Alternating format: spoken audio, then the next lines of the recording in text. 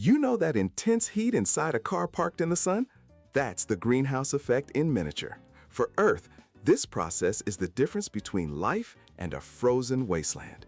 It's a natural thermal blanket, keeping our world from becoming a solid block of ice with an average temperature of minus 18 degrees Celsius. Here's how it works. The sun's energy arrives as high-energy, short-wave light, which sails right through our atmosphere. Earth's surface absorbs it and warms up, but the planet radiates that heat back out as low-energy, long-wave infrared. This is where certain gases come in. Molecules like carbon dioxide have a physical structure that lets the sun's light pass in but absorbs the long-wave heat trying to go out. They trap it and re-radiate it back down, keeping us warm. The main heat trappers are carbon dioxide, methane, and nitrous oxide, but they aren't created equal. Methane is a powerhouse, trapping over 25 times more heat than CO2, but it only lasts in the atmosphere for about a decade.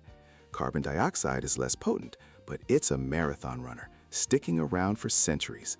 That longevity is what makes it the primary driver of long-term warming. This natural effect is essential. The problem is what we've done to it. Since the Industrial Revolution, burning fossil fuels has released massive amounts of ancient, buried carbon. We've been thickening the planet's thermal blanket at an unprecedented rate. The system is no longer in balance. The same amount of sun energy is coming in, but far less heat is able to escape.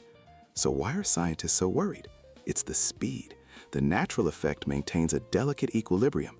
Our enhanced effect is causing change too fast for ecosystems and our own civilization to adapt.